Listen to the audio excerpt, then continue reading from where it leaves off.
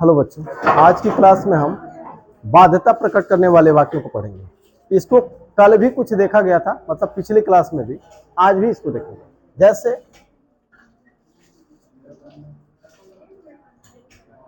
बाध्यता प्रकट करने वाले यानी कंपल्जन बताने वाले वाक्यों को देखेंगे आज। तो अगर किसी वाक्य में बाध्यता प्रकट किया जाए, जैसे उसे जाना पड़ता है, जैसे कहा जाए उसे जाना पड़ता है, उसे जाना होता है, उसे जाना है। एक सेंटेंस और देख लेते हैं।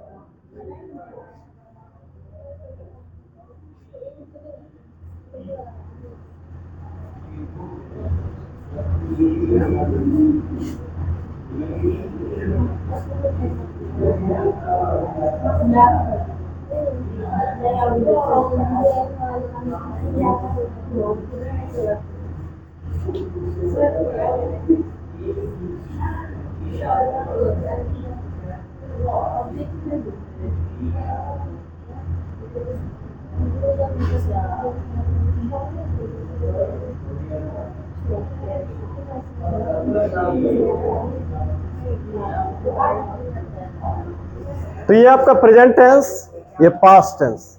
इसको हम मानते हैं प्रेजेंट इनडेफिनिट, इसको प्रेजेंट इनडेफिनिट मानते हैं, इसको पास्ट इनडेफिनिट मानते हैं। अगर इसका स्ट्रक्चर भी आप देखेंगे तो आपको लगेगा कि ये प्रेजेंट इनडेफिनिट है और ये पास्ट इनडेफिनिट है।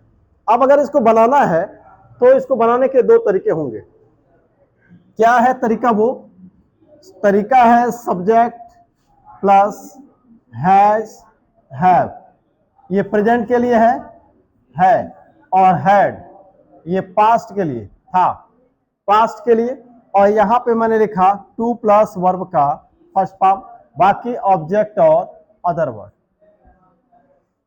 ऑब्जेक्ट और अदर वर्ड। तो यहां पे मैंने लिखा उसे जाना पड़ता है, उसे जाना पड़ता है मतलब उसे जाना पड़ता है। यहां जाने की क्रिया कौन करेगा? वह, यानी ही चाहे सी। उन्हें जाना पड़ता है, कौन जाएगा? वे, यानी कि दे। यानी कि ऐसे वाक्यों में जब उसे आए तो इसका मतलब है ही चाहे सी। और जब ऐसे वाक्यों में उन्हें आए तो उन्हें के लिए आप लिखिए दे। जब आए उसे तो आप लिखिए ही चाहे सी, जब आए उन्हें तो आप लिखिए दे। तो ये तो रहा कि हम सब्जेक्ट को कैसे पहचानेंगे। अब इसको बनाते हैं।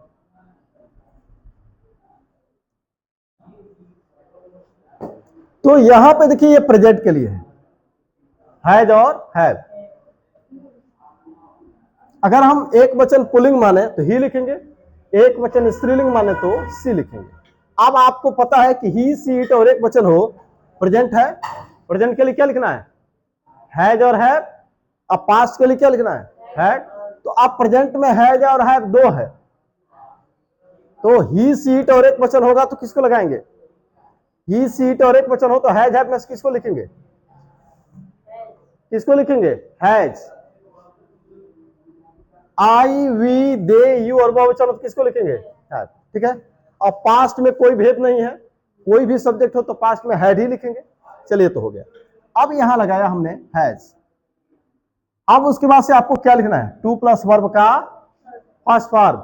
टू प्लस टू के साथ जो वर्ब आता है हमेशा फर्स्ट फॉर्म में ही आता है, तो टू प्लस वर्ब का फर्स्ट फॉर्म। तो यहां मैंने लिखा टू प्लस वर्ब का फर्स्ट फॉर्म। वर्ब क्या है? जाना, लिखा हमने गो। अगला क्या है? उससे जाना पड़ता था, उससे जाना पड़ा, उससे जाना होता था, उससे जाना था। यहां पे क्या था? उससे जाना पड़ता है, उससे जाना होता है, उससे जाना है। ये सब मजबूरी की बात बताता है कि उससे जाना जरूरी था या उससे जाना जरूरी। जैसे बोले तुम्हें जाना जरूरी है, तुम्हें जाना जरूरी है, मतलब क्या है? यही बाध्यता बता रहे हैं। तो हैज हैव का प्रयोग हम कर सकते हैं, करेंगे। अब यहां देखिए ही हैज टू गो, और यहां पे क्या लिखेंगे? ही हैड, पास्ट टेंस क्या लिखेंगे? हैड। और उसके बाद से लिखेंगे टू प्लस वर्ब का फर्स्ट फॉर्म। अब देखिए इसको बनाने का एक और तरीका है, एक और तरीका है। आप ज्यादा यूज इसी का करते हैं हम लोग, आप भी यही यूज करिएगा। लेकिन एक और तरीका है, उसको भी हम जाने। वो क्या तरीका है, यहां पे गॉट भी लगा दिया जाता है। जैसे he has got to go, क्या किया मैंने, क्या बढ़ाया इसमें, गॉट को बढ़ा दिया। क्या बढ़ाया, गॉट को बढ़ा दिया। यानी हैज हैव हैड की बात से गॉट को हमने बढ़ा दिया। तो एक तरीका ये भी है बनाने का, ऐसे भी बनाया जाता है। अगर कहीं किताब में अगर ऐसे दिया जाए तो आप इसको यही समझिए कि हैज टू है। ही हैज गॉट टू दिया है, he have got, I have got to दिया है, ही हैड गॉट टू दिया है, तो समझिए कि ये भी इसमें और इसमें कोई भेद नहीं है। ठीक है ना। तो he has to go, he has got to go, दोनों का मतलब एक ही है। उसी तरह से यहां लिख सकते हैं he had got to go, got to go. तो यहां भी मैंने क्या किया, हैड के बाद से गॉट लगाया, he had to go, he had got to go, इसमें कोई अंतर नहीं। समझ में आया। अब आगे बढ़ते हैं, मिटा दे इसको।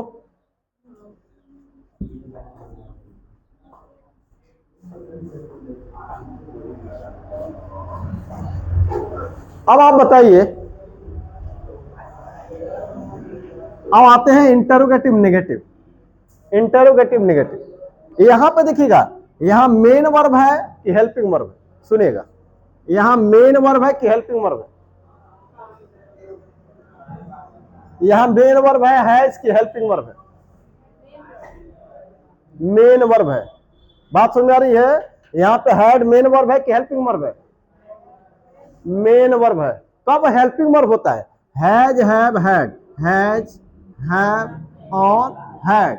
कब हेल्पिंग वर्ब होता है, जब इसके साथ वर्ब का थर्ड फॉर्म दिया हो, तब ये क्या होता है, हेल्पिंग वर्ब। समझ में आ रहा है। ठीक है। तो ये अगर इसके साथ ये है तब ये क्या है, यहां पे ये है हेल्पिंग वर्ब या ऑक्सिलरी वर्ब। समझ में आ गया। लेकिन अगर ये नहीं है तो ये क्या है, मेन वर्ब।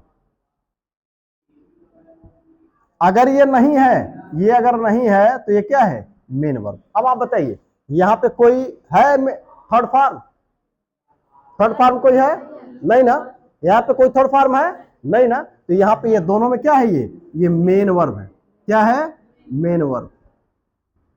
और यहां भी क्या है, मेन वर्ब।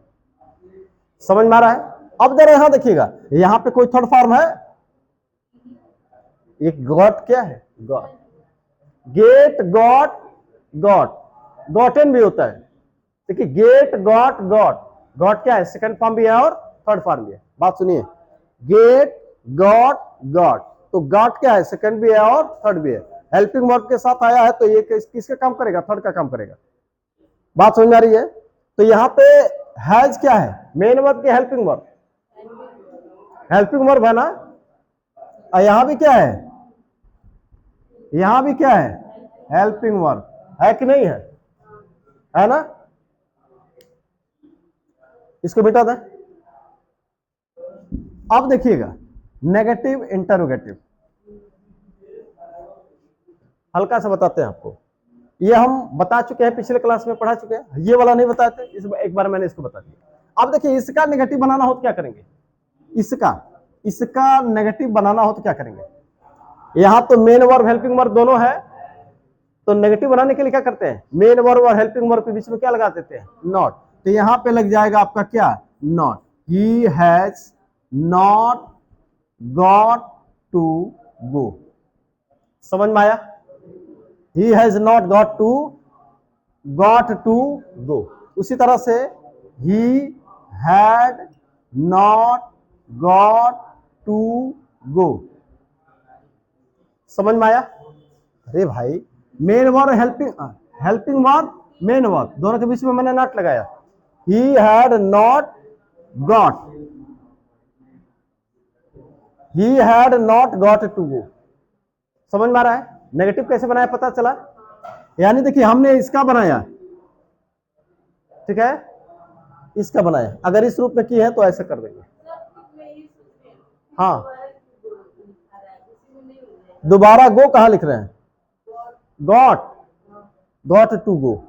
तो गो डबल कहां है, सिंगल ही तो है, वो पहले टी छूट गया था। समझ में आया। आप मानते हैं कि ये हेल्पिंग वर्ब है, ये मेन वर्ब है?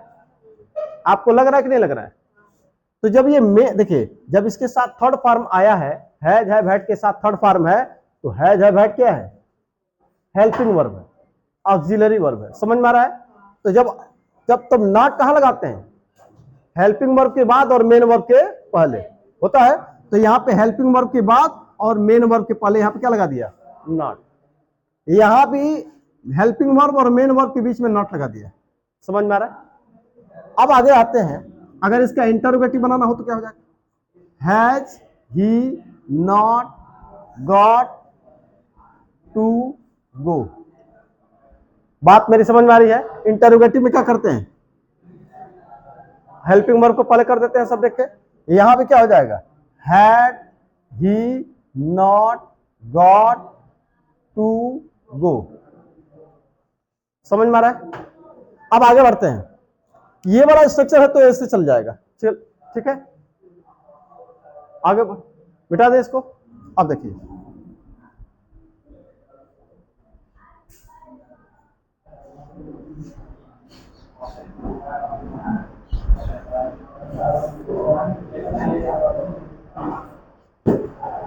क्लियर?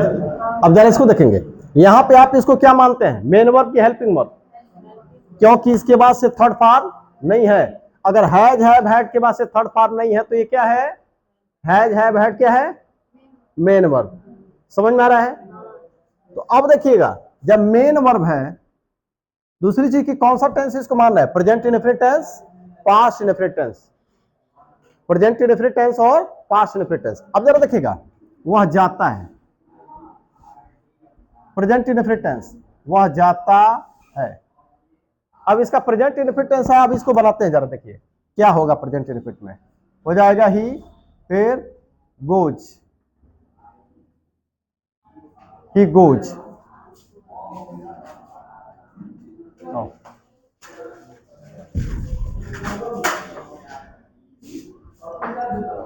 भाई प्रेजेंट इंडेफिनिट टेंस है तो ही सी इट और एक वचन है तो वर्ब में एस एस आई एस लगेगा, लगेगा ना?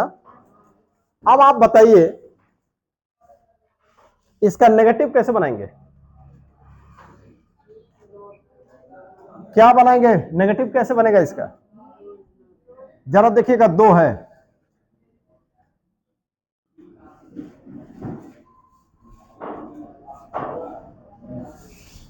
कौन सही है? कौन सही है?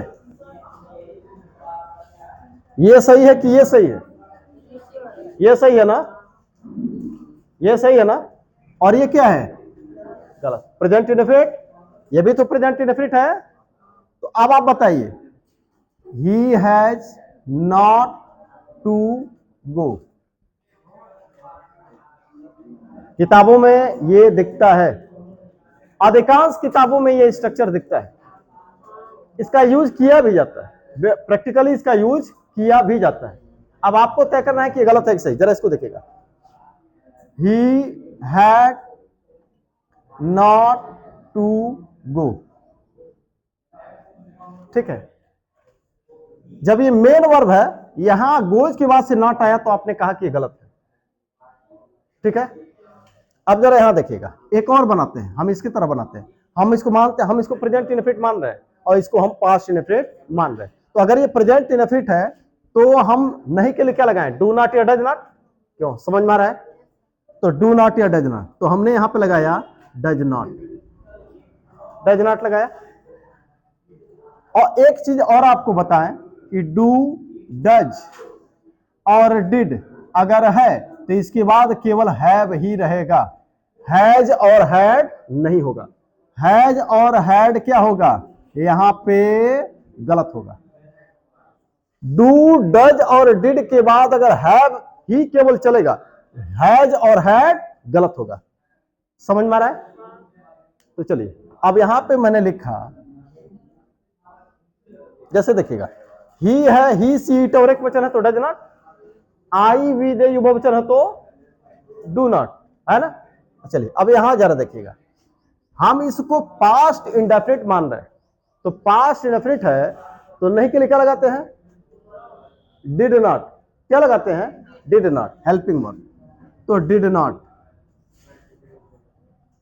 अब जब डू नॉट डज नॉट लग गया है तो वर्ब का फर्स्ट फॉर्म, तो यहां पे देखिए हैज हैव हैड जो है ये मेन वर्ब भी है, तो अगर इसका फर्स्ट फॉर्म क्या होता है, हैव होता है, यानी कि डू डज और डिड के साथ हमेशा क्या लगेगा, हैव लगेगा। बात समझ में आ रही है? फिर से सुन लीजिए, डू डज और डिड के साथ हमेशा क्या लगेगा, हैव लगेगा। यहां पे डिड है तो यहां पे हैव लगेगा। समझ में आ रहा है? अब आगे बढ़ेंगे, हैव, अब इसको मैंने लिख दिया, ये नॉट पहले लिख चुके हैं, बाकी बचता क्या है, टू गो, है कि नहीं है? देखिए मैंने किसको किसको लिख लिया, इसको और इसको तो मैंने यहां पे लिख लिया, नेगेटिव बनाया तो यहां पे लिख लिया, हैज के ही जगह पे हैव हुआ है, हैड के ही जगह पे हैव हुआ है। क्यों? क्योंकि यहां पे डिड नॉट आ गया तो हैड नहीं रहेगा, आज जब डज नॉट आ गया तो हैज नहीं रहेगा। ठीक है, तो जब डू नॉट डज नॉट और डिड नॉट है तो केवल हैव ही लगेगा, हैज और हैड नहीं लगेगा। समझ में आ गया? अब यहां पे बचा क्या, टू गो, तो यहां पे मैंने लिखा टू गो। अब एक बात बताइए, जैसे आपने कहा, अच्छा इंटरोगेटिव बनाए तो, अगर इस तरह से बनाए तो किसको पहले करेंगे, यहां पे है इसको पहले करेंगे, इसको बनाएंगे तो किसको पहले करेंगे, डज को पहले करेंगे।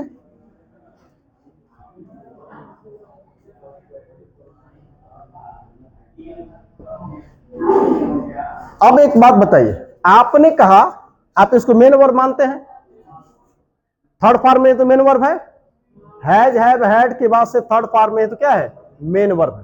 अब आपने यहां पे कहा ये गोज क्या है, मेन वर्ब है, तो यहां पे आपने कहा कि गोज नॉट गलत है। अब आप बताइए हैज नॉट सही है कि गलत है? गोज क्या है, मेन वर्ब की हेल्पिंग वर्ब?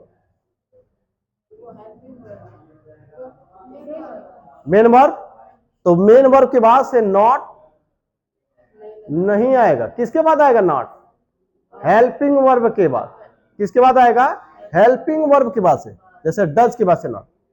समझ आ रहा है? अब आप ये कह रहे हैं कि ये मेन वर्ब के बाद से नॉट गलत है, तो हैज नॉट गलत है कि सही है? आप इसको मेन वर्ब मानते हैं, तो ये सही है कि गलत है? जब ये मेन वर्ब के बाद अगर है तो इसके बाद से नॉट होना चाहिए कि नहीं होना चाहिए? मेन वर्ब के बाद नॉट अगर लिखे हैं तो ये क्या है, गलत। तो ये सही है कि गलत? गलत है ना? तो आप अगर ये इसमें से और इसमें से अगर किसी एक को चुनना हो तो किसको चुनेंगे, ये सही है और ये गलत है। समझ में आ गया? आ गया ना? मिटा दें इसको। हाँ, लेकिन इस तरह का स्ट्रक्चर किताबों में दिखता है, लोग यूज करते हैं, लेकिन ग्रामेटिकली ये क्या है, गलत है। समझ में आ गया? अगर इसका निगेटिव बनाना हो अगर इस तरह से तो है इसको पहले करेंगे, ठीक है, लेकिन अगर इन दोनों में से आप किसका यूज करेंगे, बेहतर क्या होगा, ये, यानी कि इसको क्या माने, गलत, यानी सही चीज पर हम आए। समझ में आया कि नहीं? अब यहां देखिएगा, अब अगर आपने कहा यहां पे हैड क्या है, मेन वर्ब की हेल्पिंग वर्ब, थर्ड फॉर्म तो है नहीं हैड के बाद, हैज हैव हैड के बाद से थर्ड फॉर्म नहीं है, तो हैड क्या है, मेन वर्ब। तो मेन वर्ब के बाद अभी आपने यहां पे कहा, अगर वेंट नॉट कहीं देखा है आपने, ही वेंट नॉट कहीं देखा है, ये सही है कि गलत है? सही है कि गलत है? गलत है। मेन वर्ब के बाद से नॉट नहीं आएगा, तो अब आप बताइए, हैड जब मेन वर्ब है तो इसके बाद से नॉट सही है कि गलत है? गलत है, ये गलत है, गलत है। ठीक है, अब जरा देखिएगा, मैंने लिखा he did not have to go, अब आप बताइए सही है कि गलत है? सही है, हेल्पिंग वर्ब, मेन वर्ब। अब आपको ना मैंने बताया कि डू डज और डिड के बाद हैज नहीं आएगा, हैड नहीं आएगा, तो डज आया तो हैव होगा, हैज का बना दिया हैव। समझ में आया कि नहीं? सुनिए, जब डू डज का प्रयोग कर रहे हैं, डू डज और डिड के जगह पे जब डू डज और डिड प्रयोग कर दिए हेल्पिंग वर्ब के रूप में, तो उसके बाद से हैज नहीं होगा। आखिर ये हैज कहां जाएगा, ये मेन वर्ब है ना। जैसे डज नॉट के बाद, डज नॉट के बाद क्या होगा, गो होगा कि गोज होगा, गो होगा। और डिड नॉट के बाद, डिड नॉट के बाद गो होगा कि वेंट होगा, गो होगा, फर्स्ट फॉर्म। समझ में आ गया? यानी कि डू डज है तो यस यस यस नहीं लगेगा। आपको मैंने बताया कि डू डज और डिड है तो केवल हैव ही होगा, तो डू डज हैव, समझ में आया। यहां भी डिड आ गया तो हैव ही होगा, समझ में आया। नेगेटिव, और इसका इंटरोगेटिव कैसे बनेगा? इंटरोगेटिव में क्या करते हैं, हेल्पिंग वर्ब को पहले, तो यहां पे हो जाएगा does he not have to go, समझ में आया। क्वेश्चन वर्ड है, क्वेश्चन वर्ड अगर है तो यहां पे लगा देंगे क्वेश्चन वर्ड, क्वेश्चन वर्ड। अब इसका मतलब क्या है, क्या उसे स्कूल जाना पड़ता है? देखिए उसे स्कूल नहीं जाना पड़ता है, इसका मतलब क्या है, उसे स्कूल नहीं जाना पड़ता है। अब क्या उसे स्कूल जाना पड़ता है? इंटरोगेटिव हुआ कि नहीं? अरे भाई इसी का इंटरोगेटिव नेगेटिव बनाया ना। उसे स्कूल जाना पड़ता है, ही हैज टू गो। उसे स्कूल नहीं जाना पड़ता है, he does not have to go. उसे नहीं जाना पड़ता है, चलिए। अब क्या उसे जाना पड़ता है, does he have to go, समझ में आया। अब जरा इसको देखिएगा, इसका इंटरोगेटिव कैसे बनाएंगे, यहाँ पे डिड को पहले कर देंगे, तो यहाँ पे हो जाएगा डिड, डिड पहले आ जाएगा ना, ही नॉट, नहीं है तो नॉट लगाएंगे, नहीं नहीं है तो नॉट नहीं लगाएंगे, नॉट हैव टू गो। उसे स्कूल जाना पड़ा, ही हैड टू गो। अब उसे स्कूल नहीं जाना पड़ा या उसे नहीं जाना पड़ा, देखिए स्कूल वाली तो बात ही नहीं, बार बार आ रहा है मुंह में। देखिए उसे जाना पड़ता था या जाना पड़ा, ही हैड टू गो। अब उसे नहीं जाना पड़ा, he did not have to go. क्या उसे जाना पड़ा, did he not have to go. क्या उसे नहीं जाना पड़ा, अगर क्यों उसे नहीं जाना पड़ा तो क्या लगा देंगे, वाई। समझ में आया कि नहीं? चलिए इसका प्रयोग हम कल पढ़ चुके थे, अब आगे बढ़ते हैं थोड़ा सा।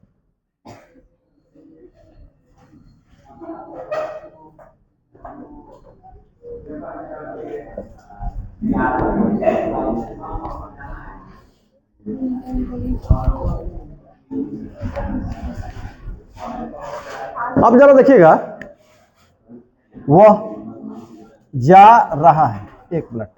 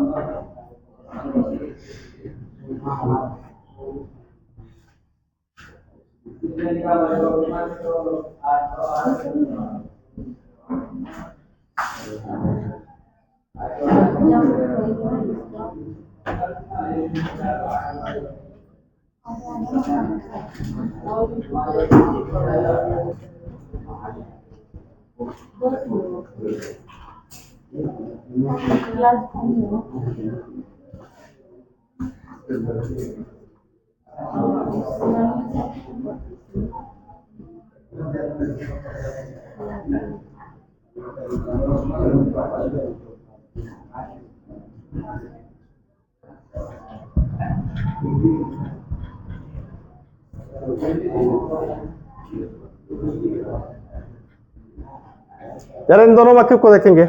वह जा रहा है, कौन सा टेंस, रहा है, रही है, रहे हैं, प्रेजेंट कंटिन्यूअस होता है ना। तो प्रेजेंट कंटिन्यूअस में क्या होता है, is are am plus verb में आईएनजी, तो ही इज, तो ही इज गोइंग होता है ना, ही इज गोइंग है ना, ही इज गोइंग। अब वह जा रहा था। अच्छा जरा इसको देखिएगा, मुझे जाना पड़ रहा है, इन दोनों में कोई सिमिलरिटी है कि नहीं, कोई समानता है कि नहीं? वह जा रहा है और उसे जाना पड़ रहा है, रहा है, रहा है, एक मिनट, वह जा रहा है, रहा है,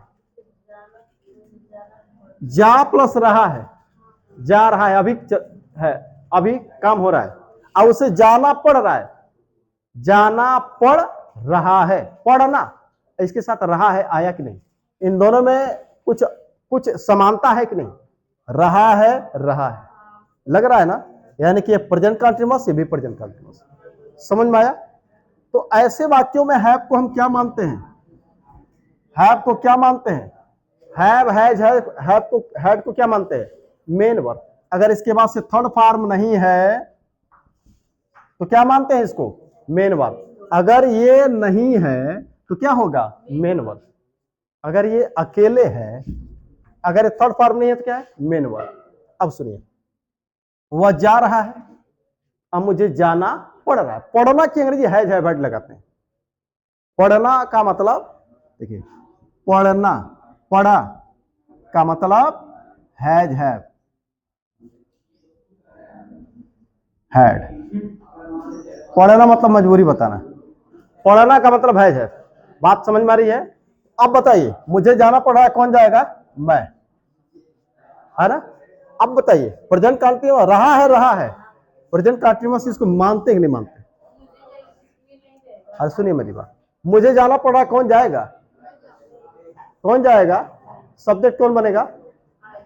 बनेगा ना? कोई कंफ्यूजन? मुझे जाना पड़ रहा है तो कौन जा रहा है? मैं।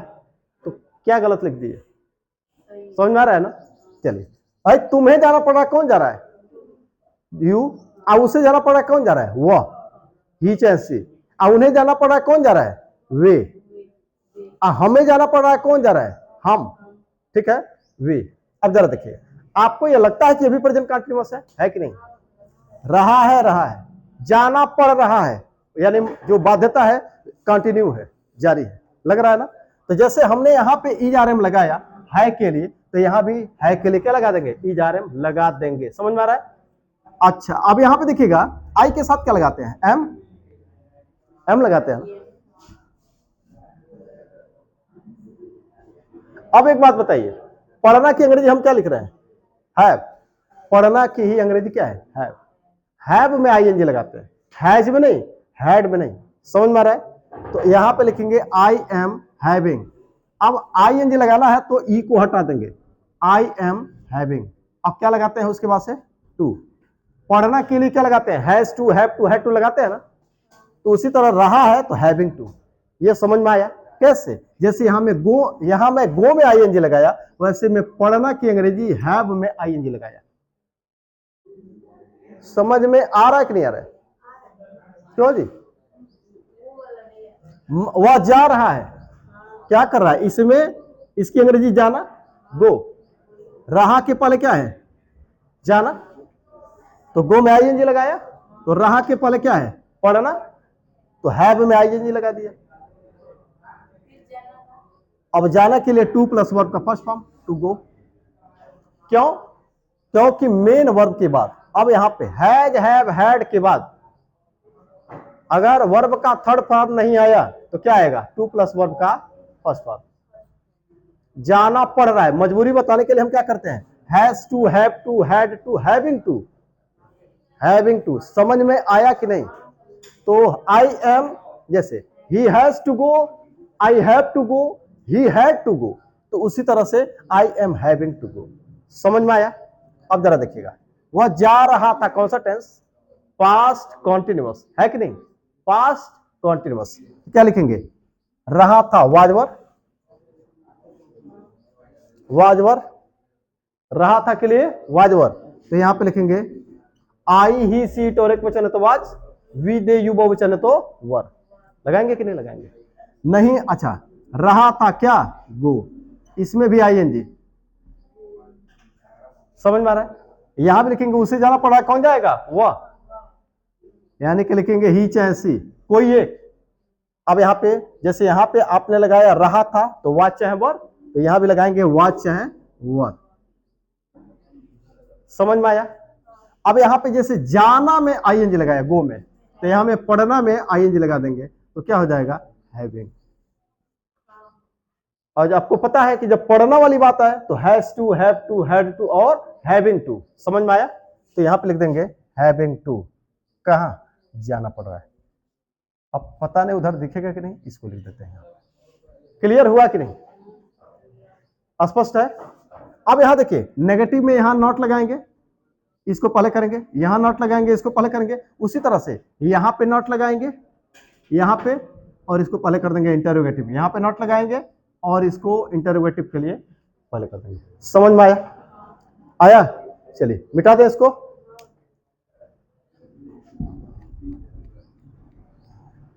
तो ये किसकी अंग्रेजी है? पढ़ रहा है। हैविंग टू कब लगाएंगे? पढ़ रहा है। सुनिएगा, एक बार फिर से बता देते हैं आपको।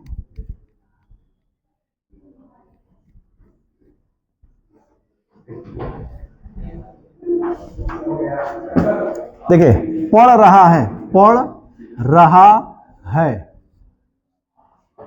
रहा है। अब पढ़ रहा था, पढ़ रहा था। तो जब रहा है, रहा था दिया है, रहा है, ईजारम प्लस वर्ब में आइए जी, ईजारम प्लस हैविंग,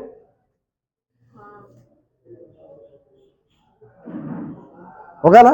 यहां पे वाज वर्ब प्लस हैविंग, और यहां पे क्या हो जाएगा? टू प्लस वर्ब का फर्स्ट फॉर्म, यहां भी और यहां भी। क्लियर? अब आगे देखिए। अब देखिए, आपने देखा प्रेजेंट, प्रेजेंट में देखा प्रेजेंट इंडेफिनिट के रूप में, पास्ट इंडेफिनिट के रूप में, प्रेजेंट कंटीन्यूअस और पास्ट कंटीन्यूअस के रूप में देखा। अब आप देखते हैं फ्यूचर इंडेफिनिट के रूप में, पढ़ेगा या होगा।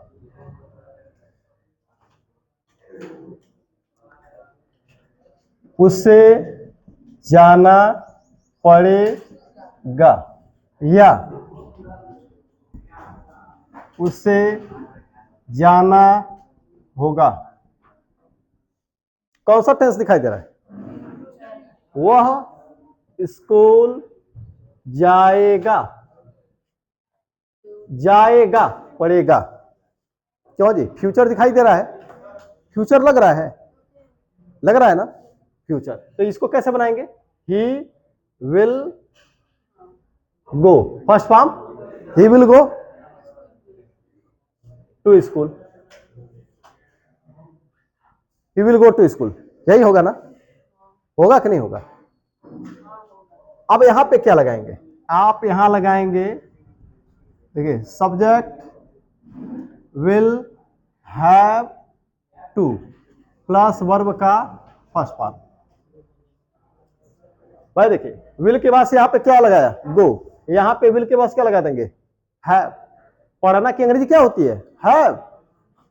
समझे? टू प्लस वर्ब का फर्स्ट फॉर्म लगाया ना? कहां पे? वह स्कूल जाएगा, जाना पढ़ तो नहीं रहा है ना? पढ़ने की अंग्रेजी हैव होती है, ठीक है ना? पढ़ना शब्द जब आएगा तो have to, has to, had to. पढ़ना तो शब्द आया नहीं, ठीक है? तो वह जाएगा, ठीक है? अब जब पढ़ना शब्द आएगा तो has to, have to, had to या हैविंग टू। अब यहां बनाइए, उसे जाना पड़ेगा, ही ऐसी, ठीक है? अब आप बताइए, यहां पे वैसे तो देखा जाए, आपने फ्यूचर इंडेफिनिट में आपको मैंने बताया है कि जब जब कोई अलग सेंस हो, केवल फ्यूचर का समय बताने के अलावा कोई अलग सेंस हो, तो उल्टा कर देते हैं। आई और वी के साथ विल और बाकी के साथ शैल बताया है, उल्टा कर देते हैं। यहां भी मजबूरी बताई जा रही है, यहां भी नियमता उल्टा हो जाना चाहिए, नियमता यहां भी उल्टा हो जाना चाहिए। यानी आई और वी के साथ विल और बाकी के साथ शैल, शैल, ठीक है?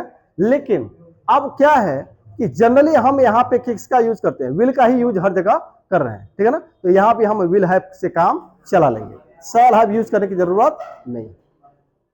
बात समझ आ रही है? चलिए, तो पड़ेगा, फ्यूचर तो मान लिए, उससे जाना पड़ेगा, उससे जाना होगा, उसे कल जाना होगा। जैसे देखिए, उसे कल जाना पड़ेगा, उसे कल जाना होगा, होगा, कल जाना होगा। फ्यूचर की बात बता रहा है कि नहीं? तो लिखेंगे ही। अब कल की बात बता रहा है तो विल से लगेगा, हम विल हैव से ही काम चला रहे हैं, विल हैव से, ठीक है? तो लिखेंगे विल। अब विल, अब पड़ेगा या जाना होगा, मजबूरी है। तो जब मजबूरी है तो आप क्या लगा देंगे? Has to, have to had to. समझ में आ गया? ठीक है, तो किसी भी मॉडल के साथ, सुनिए, किसी भी सहायक क्रिया के साथ या मॉडल के साथ केवल हैव लगेगा, हैज और हैड नहीं लगेगा। किसी सहायक क्रिया के साथ, अब यहाँ पे विल के साथ क्या लगाया आपने? गो। यहाँ पे विल के साथ क्या लगाया? Have to. क्यों? पड़ेगा, मजबूरी बता रहा है। उसे जाना पड़ेगा मतलब उसे जाना होगा, उसे जाना होगा या उसे जाना पड़ेगा। समझ में आ रहा है मेरी बात? आ रहा है? तो यहां पे लिखेंगे ही विल हैव टू। अब क्या? जाना, टू गो। समझ में आया कि नहीं?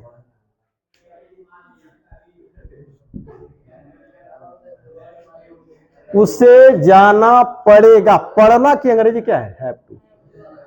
विल क्या है? सहायक क्रिया, मॉडल के रूप में आया है। ठीक है, तो अब विल जो है हेल्पिंग वर्ब के रूप में है, और हैव टू किसके लिए? मजबूरी बताने के लिए। भाई उसे जाना होगा या मतलब उसे जाना पड़ेगा। उसे यहां पर दिया नहीं है, लेकिन इसका मतलब ही है जाना पड़ेगा। उसे कल जाना होगा मतलब उसे कल जाना पड़ेगा। समझ में आ रहा है? तो यहां पे मैंने क्या लिखा? यहां पे आपने विल के साथ गो लिखा, यहां पे मैंने इस विल के साथ क्या लिखा? हैव किया। अब फिर गो। हमने पड़ेगा, यहां पे पड़ेगा छिपा हुआ है, जाना पड़ेगा, जाना होगा। जाना होगा मतलब जाना पड़ेगा, दोनों का सेंस एक ही है। समझ में आ गया? तो he will have to go. समझ में आया? नेगेटिव इंटरोगेटिव हे। अब दो है तो कहां लगाएंगे? नॉट कहां लगाएंगे? कहां लगाएंगे? यहां पे नॉट कहां लगाएंगे? विल के बाद पहले किसको करेंगे? विल को। तो लिखेंगे he will not have to go. Will he have, अच्छा नॉट हो तो नॉट हैव टू गो। समझ में आ गया? मिटा दे इसको। अब चलिए आगे देखिए। अब जरा इसमें एक देखिए, अगर चुनना हो तो क्या करेंगे? अगर आपको सही विकल्प चुनना हो तो क्या करेंगे?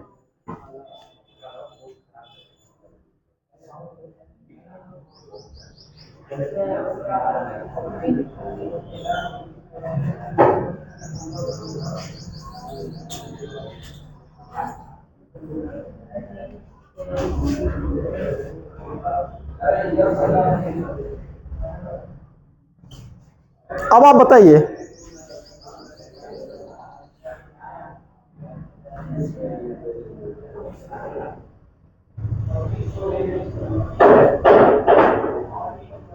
इसमें से किसको सही माने? तीन में से एक को चुनना है। आई के साथ सेल लगता है कि नहीं लगता? लगता है। आई और वी के साथ सेल लगता है कि नहीं लगता है? लगता है ना? ट्रेडिशनल इंग्लिश में आई और वी के साथ सेल लगता है कि नहीं लगता है?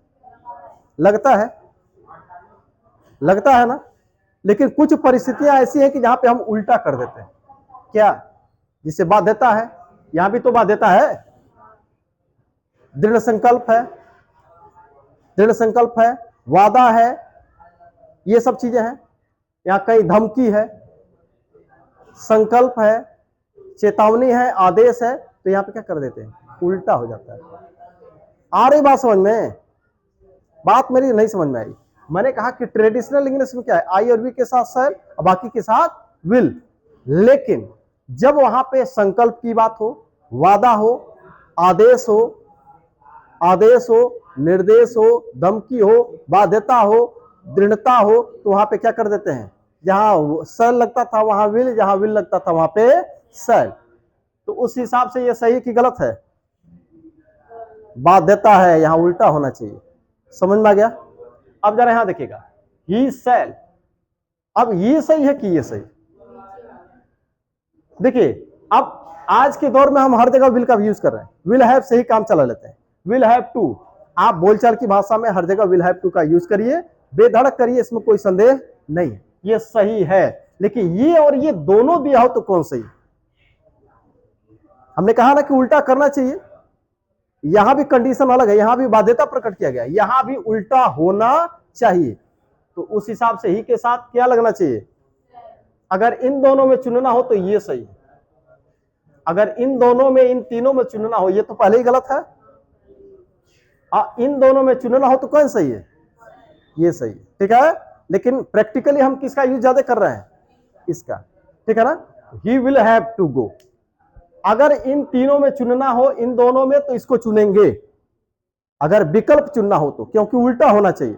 लेकिन अब हमने किसको स्वीकार कर लिया है, हर जगह, हर जगह हमने विल को स्वीकार कर लिया है, तो वी हैव टू सही। समझ में आ गया। आप हर जगह किसको यूज करिए, विल हैव टू, ठीक है, हर जगह इसको यूज करेंगे, यहां पे कोई कंफ्यूजन नहीं होना चाहिए। बात समझ में आई कि नहीं,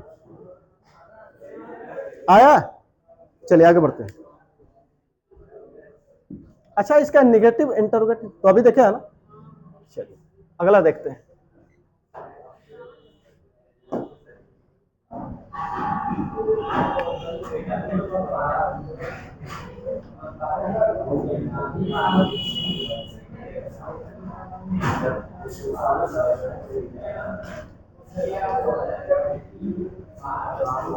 देखिए, रोहन आज घर लौट सकता है, संभावना है कि नहीं, है ना।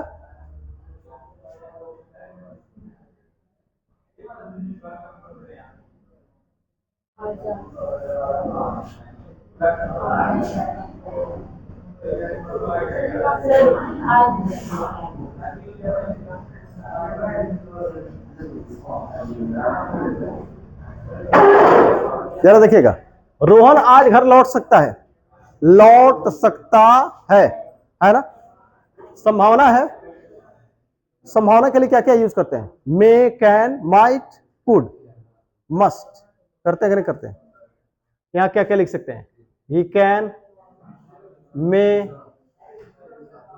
माइट, कुड, कोई भी यूज कर सकते हैं। ये दोनों क्या बताएगा, संभावना बहुत कम हो, संभावना 50% से भी कम हो, इन दोनों को यूज करेंगे। 50% तक की यहां पे, और उससे भी मजबूत हो तो इसका करेंगे ना।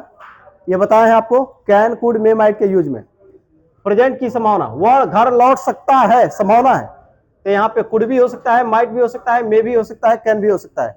अंतर क्या है, माइट और कुड का मतलब बहुत कम संभावना है, बहुत नहीं के बराबर संभावना है। समझ में आ गया।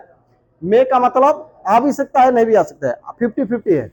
और कैन का मतलब 50% से थोड़ा ज्यादा है, यानी इससे संभावना थोड़ा सा मजबूत है। अब उसके बाद से वर्ब का फर्स्ट फॉर्म लौटना, रिटर्न, कहां, होम, टुडे। चलिए रोहन, समझ में आया है। अब आप बताइए, यहां भी तो सकता है, उससे आज जाना पड़ सकता है, उससे आज जाना हो सकता है, जाना हो सकता है मतलब जाना पड़ सकता है। यहां पे पढ़ना छिपा हुआ है, समझ में आ गया। उससे जाना हो सकता है, उससे जाना पड़ सकता है, दोनों का मतलब एक ही है। तो सकता है और सकता है के लिए यहां पे मैंने मे का यूज किया, किया कि नहीं किया, किया कि नहीं, तो यहां भी कर लें तो हो जाएगा ही में। अब पढ़ना के लिए क्या लिखते हैं, पढ़ना के लिए क्या लिखते हैं, हैव टू लिखते हैं, तो यहां पे हो जाएगा क्या, हैव टू। समझ में आया, आया कि नहीं। He may have to plus verb का फर्स्ट पार्ट, कब, आज, he may have to go today. समझ में आया, he may have to go today. अब आप ये कह सकते हैं कि यहाँ पे कैन हैव टू भी हो सकता है, माइट हैव टू भी हो सकता है, कुड हैव टू भी हो सकता है, लेकिन इस सेंस में आप केवल इसी का यूज करिए। पढ़ सकता है, हो सकता है, आप इसका यूज करिए, मे हैव टू।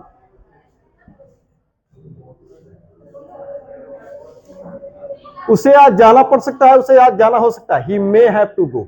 समझ में आया कि नहीं, he may have to go. Interrogative negative, may not have to, may को पहले होगा कि नहीं होगा, समझ में आया। अब आगे बढ़ते हैं।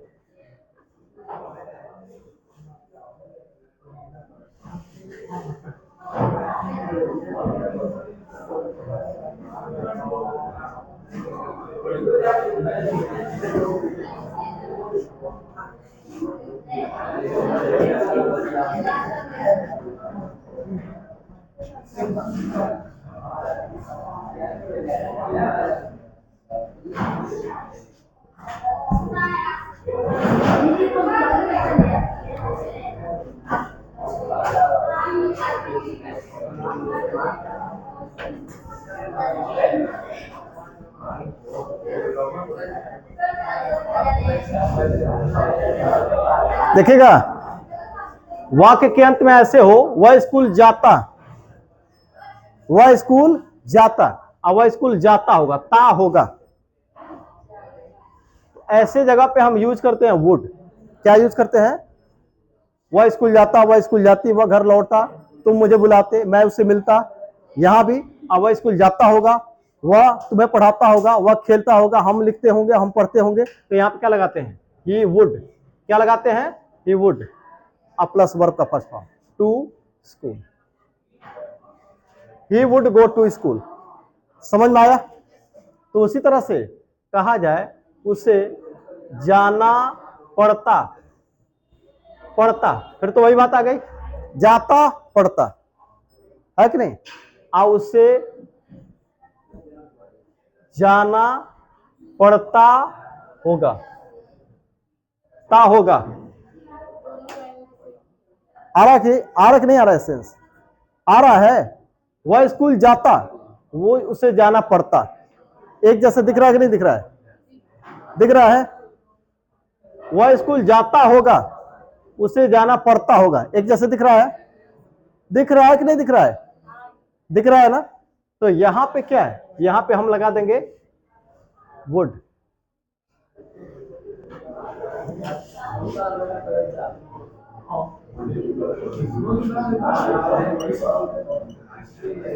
समझ में आया? तो यहां पे लगा देंगे he would have to go. समझ में आया? नेगेटिव के लिए यहां पे नॉट, इसको पहले कर देंगे। समझ में आया? अगला प्रयोग,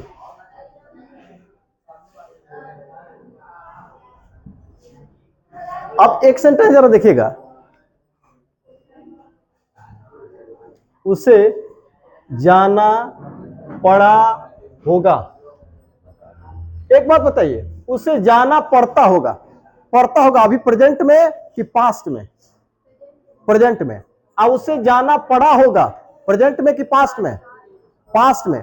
तो जब इसका पास्ट बनाना हो ना, तो क्या करते हैं? देखिएगा, मॉडल को जब पास्ट बनाना हो तो उसके साथ हैव जोड़ देते हैं और वर्ब का थर्ड फॉर्म कर देते हैं। बात समझिएगा। तो यहां कैसे करेंगे, कैसे बनाएंगे? देखिए कैसे बनेगा। आप यहां पे वुड लिखेंगे और वुड के साथ हैव कर देंगे। मॉडल को जब पास्ट बनाना हो तो उसमें हैव प्लस थर्ड फॉर्म कर देते हैं। बात समझिए। तो मैंने वो लिखा वुड और हैव, और तब इसका क्या होगा? हैव टू का क्या हो जाएगा? हैव टू का पास्ट क्या हो जाएगा? हैड हो जाएगा। क्या हो जाएगा? हैड। समझ में आ रहा है? हैड। अब फिर उसके बाद से टू, सब्जेक्ट, अब फिर वर्ब का फर्स्ट फॉर्म। समझ में आ रहा है? हो जाएगा he would have had to. देखिए कैसे हुआ, इसको मैंने पास्ट बनाया, जब इसको पास्ट बनाया तो हो गया वुड हैव। मॉडल को जब पास्ट बनाना हो तो उसके साथ जोड़ते हैं हैव। समझ में आ रहा? तो इसको मैंने यहां पे जोड़ा हैव टू को क्या बना दिया? पास्ट इसका, तो क्या हो गया? हैड टू हो गया। ठीक है? तो यहां पे मैंने लिखा he would have had to, और टू के बाद से वर्ब का फर्स्ट फॉर्म, टू गो। आया समझ में? अरे फिर से सुनो, हमको इसको पास्ट बनाना है, उससे जाना पड़ा होगा, ये भी अनुमान है, देखिए पास्ट की बात है। मॉडल को जब पास्ट बनाना हो तो मॉडल में हैव जोड़ दीजिए, हैव उसके बाद से मॉडल के साथ हैव जोड़ा तो क्या होगा? वुड के साथ हैव हो गया। और इसका हम वर्ब का थर्ड फॉर्म, ये वर्ब का फर्स्ट फॉर्म है, देखिए इसका थर्ड फॉर्म बनाएंगे तो क्या हो जाएगा? हैड टू हो जाएगा। समझ में आ गया? तो he would have had to, तो यहां मैंने लिखा he would have had to, यानी कि इसका मतलब क्या हुआ? पढ़ा होगा, पढ़ा पढ़ा होगा, पढ़ा होगा,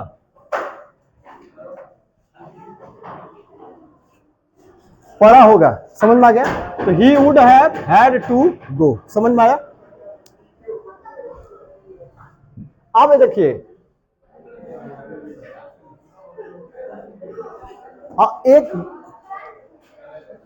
उसे जाना पड़ सकता था, वह लौट सकता था। देखिएगा ध्यान से, देखिएगा, वह लौट सकता था, यानी उसके लौटने की संभावना थी लेकिन लौटा नहीं। यहां पे कैसे बनाते हैं, ही कुड हैव। देखिएगा, जब भी मॉडल को जब पास्ट बनाना हो तो क्या करते हैं, मॉडल को पास्ट बनाना हो तो क्या करते हैं, हैव जोड़ते हैं और वर्ब का थर्ड फॉर्म, यानी कि वर्ब का थर्ड फॉर्म रिटर्न।